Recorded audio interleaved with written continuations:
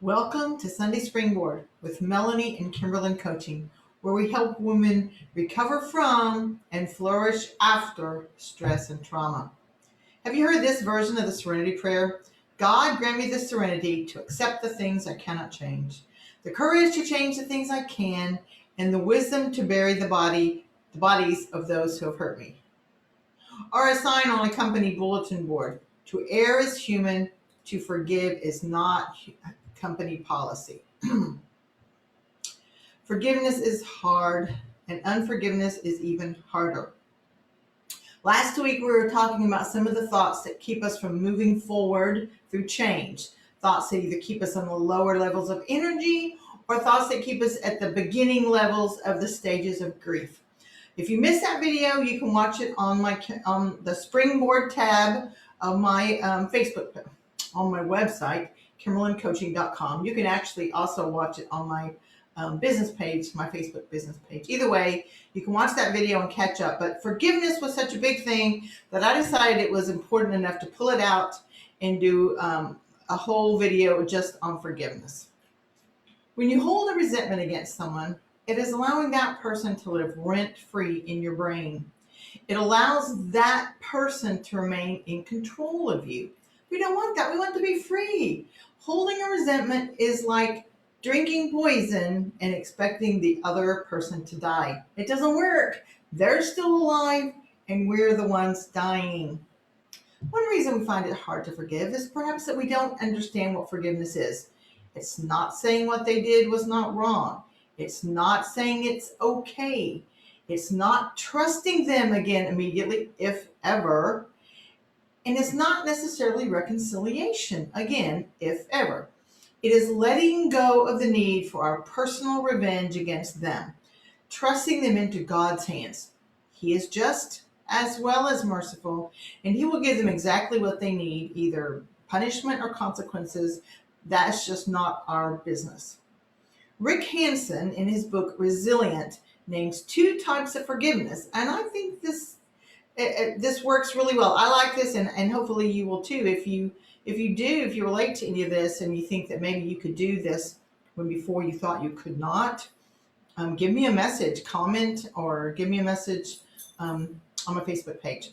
So the first type is classic. This is we give someone a full pardon. We wipe the slate clean. The person starts fresh.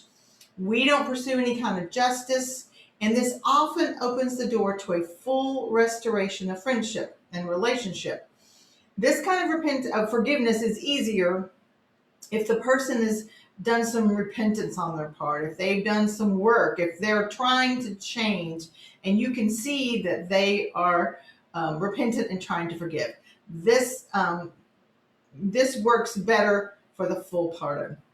What about if they're not? What do we do then? So Rick Hansen has this other one labeled Disentangled Forgiveness. This is disentangling yourself from the person. So it may still upset you when you think about them, but you're not preoccupied with them.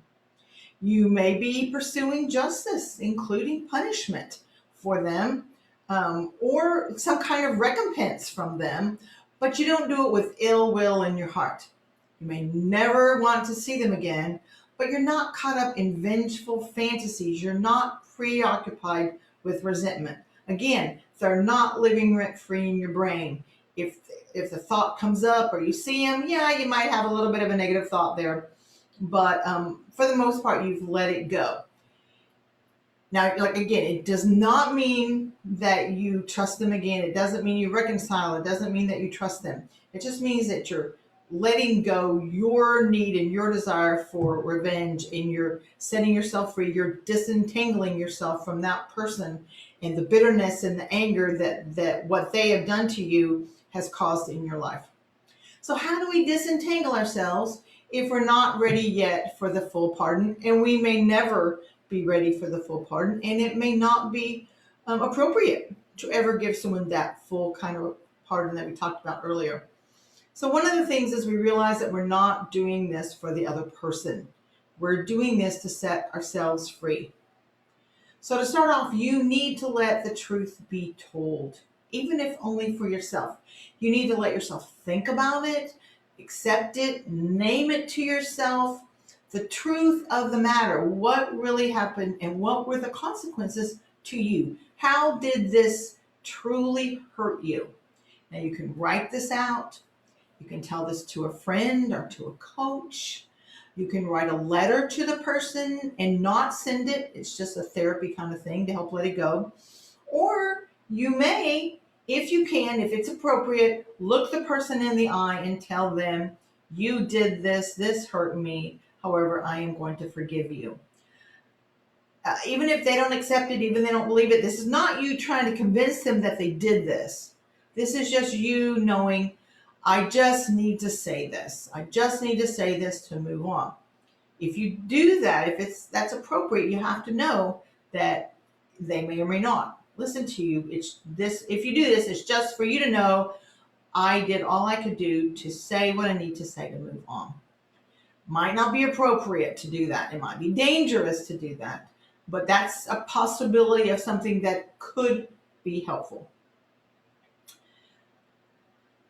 So, okay, so here's some other things. When we talk about forgiveness, we are choosing to forgive. This forgiveness isn't a feeling.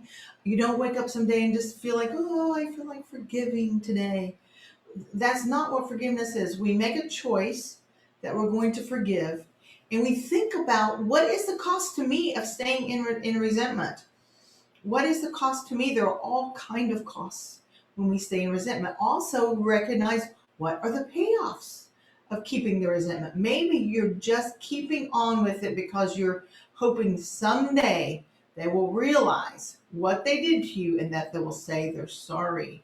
This keeps you hung on to them and tangled in with them.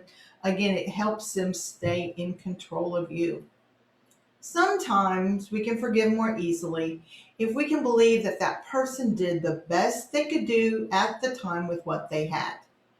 Maybe they had situations going on in their lives that made them do hurtful things, that not excusing those and not saying they weren't bad and that it didn't hurt you, but maybe they were broken enough that they were just not able to behave in the way they should have. Now, sometimes we can't bring ourselves to feel this way, but especially if we're trying to forgive our parents, this idea may be helpful. Just to say that yes, they were terrible parents, and yes, they were hurtful, and I wish I had not grown up in this way, but maybe they had terrible, hurtful parents too, and they did the best they could do. It's not excusing them, it's just trying to let it go. There are so many good metaphors regarding forgiveness. Here's one. Forgiveness is all about letting go. Remember playing tug of war as a kid? As long as the people on each end of the rope are pulling, you have a war. When you let go of your end of the rope, you do this by forgiving the other person. And when you let go of your rope, no matter how hard they tug on the end, there is no war. The war is over. You are not perpetuating the war. It's finished. But until you release your end of it, you are a prisoner of war. There's another way to look at it. I don't remember where I read this, but I really liked it. It says, the most loving form of detachment I have found has been forgiveness. Instead of thinking of it as an eraser to wipe another person's slate clean, or a gavel that I pound to pronounce someone not guilty, I think of forgiveness as a scissors. I use it to cut the strings of resentment that bind me to a problem or a past hurt. By releasing resentment, I set myself free. I like that. Think about who your anger is hurting the most.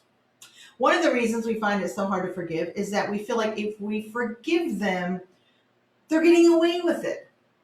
News flash. They're already getting away with it. Most of the time, they don't even know you're still holding the resentment, or they don't even care if you're holding it. We're only hurting ourselves, and we're drinking that poison and expecting them to die. Again, they're not dying, we are. Forgiveness enables us to become fully freed from our anger and allows us to move forward positively in our lives. It's not a magic pill that means we won't feel upset or bothered if we think about that person again. It just means we're not obsessing and being preoccupied about it a lot.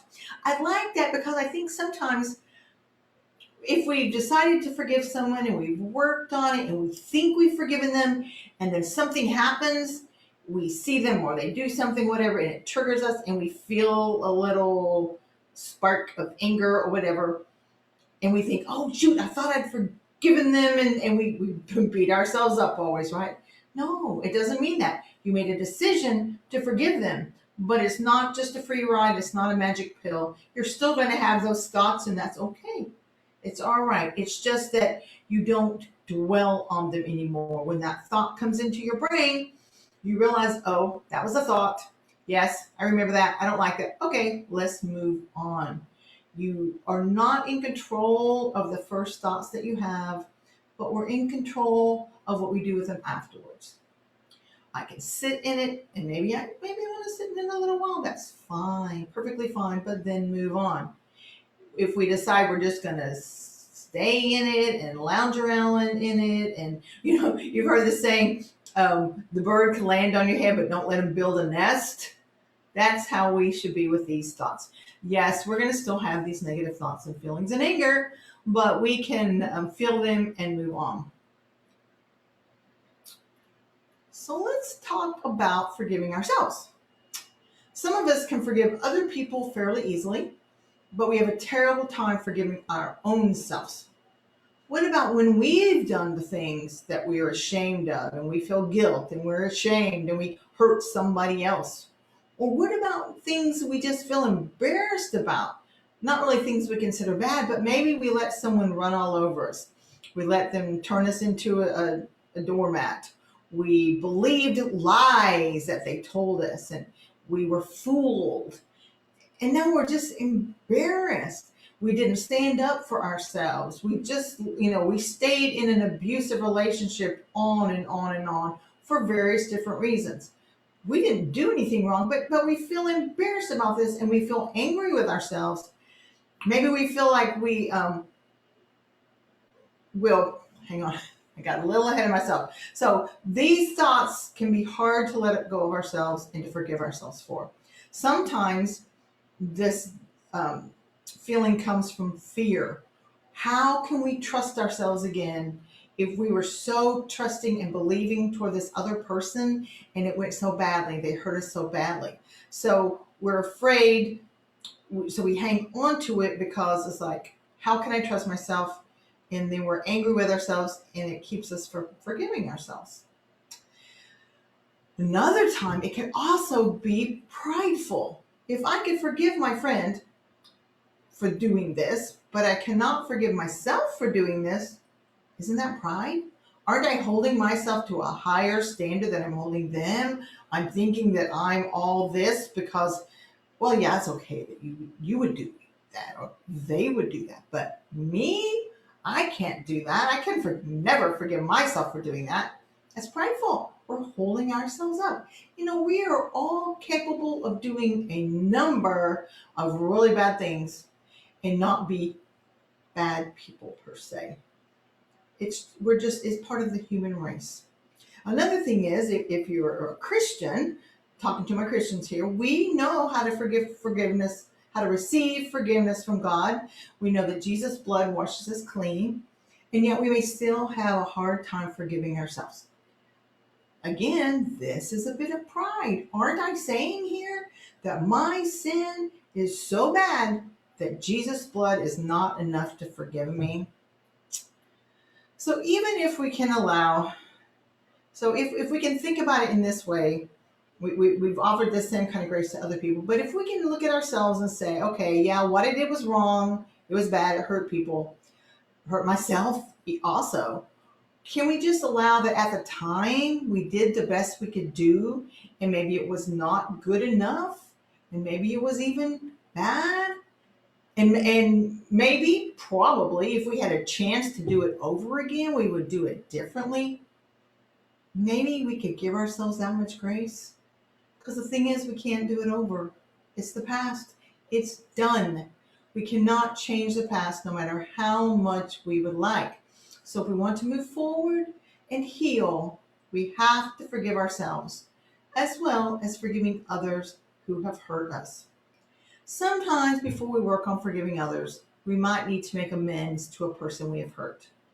We have to actually tell them we're sorry and perhaps even make some sort of recompense. Now, I have to tell you, I wrote this and then I thought, yeah, if you feel like you need to do amends to someone, please talk to someone first.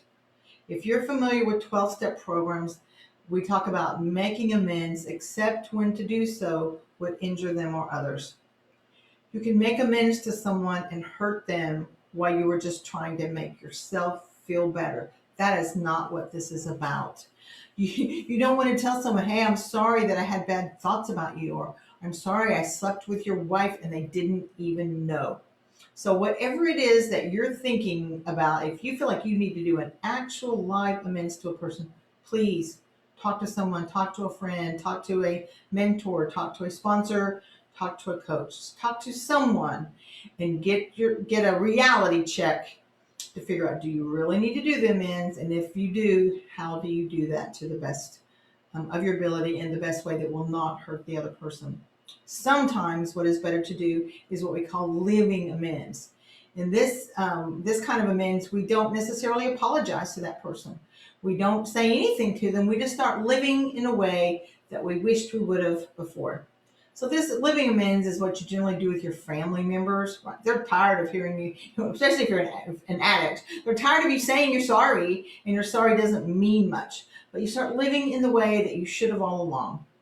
You're kind, you're compassionate, you communicate, you forgive, you spend time with them. Whatever it was that you didn't do before, you start doing that way. And whatever ways you did do before that you're not happy with, then you change. So making living amends can be a very powerful way of moving forward and allowing ourselves to forgive ourselves. So, like I said at the beginning, forgiveness is hard, but unforgiveness is harder. If you need some help with this, remember that I'm offering a free session to anyone who is interested. No sales talk, no strings attached. I've got a link in the show notes, and use that schedule a free session, and I would love to visit with you and help you on your way to forgiveness and on your way to healing and full restoration. Meanwhile, I hope y'all have a great week. It's beautiful weather. I hope you can enjoy being out in it. Bye-bye.